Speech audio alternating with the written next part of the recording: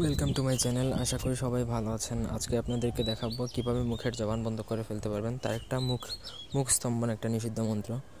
এটা হচ্ছে কারোর মুখ বন্ধ করে ফেলতে পারবেন, মুখস্তম্ভন যেটা তান্ত্রিকদের ভাষা বলে, এবং এটা নিষিদ্ধ একটা মন্ত্র, অত্যন্ত জঘন্য একটা প্রকরণ, যেটা করা একেবারে অনুচিত। তবুও শিক্ষার স্বার্থে দিচ্ছি, আশা করি কেউ কোনো খারাপ উদ্দেশ্যে এটা প্রয়োগ করবেন না। পুরো ভিডিওটা শেষ পর্যন্ত দেখেন, আমার চ্যানেলটা সাবস্ক্রাইব করবেন, লাইক কমেন্ট শেয়ার করবেন।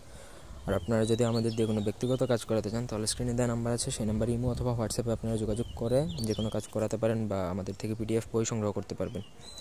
তো যাই হোক, মন্ত্রটা দেখেন। মন্ত্র হচ্ছে 33 কোটি দেবতার পরে নিলাম মহাবান, শ্রীরামের পরে অমুকের জবান হলো ফান, জবান হলো নাই যত লাগুক দ্বন্দ্ব, ব্রহ্মার পরে তোর জবান করলাম বন্ধ, রামের দোহাই।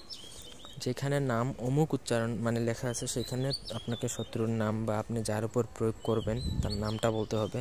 মন্ত্রটা যে কোনো অমাবস্যা অথবা পূর্ণিমাতে উলঙ্গ অবস্থায় দক্ষিণ দিকে মুখ করে অথবা শ্মশান ঘাটে যে যদি 108 বার জপ করেন সেটা সিদ্ধ হয়ে যাবে। এবং সিদ্ধ যেটা হয়েছে আপনি সেটা বুঝতে পারবেন, আপনার শরীরের মধ্যে একরকম অনুভূতি হবে যেটা সিদ্ধ হয়েছে। কীরকম অনুভূতি হবে এটা যার যার ক্ষেত্রে কী হবে সেটা আপনি নিজেই বুঝতে পারবেন। তো যাই হোক, মন্ত্র সিদ্ধ করার পরে আপনাকে সেটা একটু কষ্ট হতে পারে অনেকের জন্য, তবে আমি বলে দিচ্ছি সেটা হচ্ছে আপনাকে নিজের অনামিকা আঙুলের ব্লাড আর যে কোনো একটা খাদ্যদ্রব্য, আপনি অনামিকা আঙুলের ব্লাডের উপর একটু সামান্য ব্লাডের উপর আপনি এই মন্ত্র পড়বেন।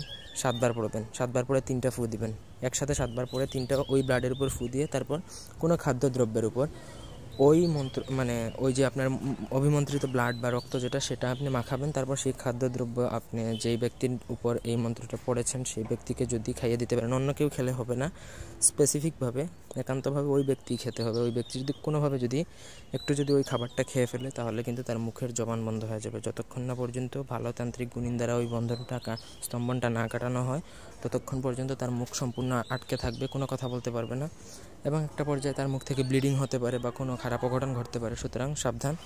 তো আশা করি বুঝতে পারছেন, কোনো অন্যায়ভাবে প্রয়োগ করবেন না।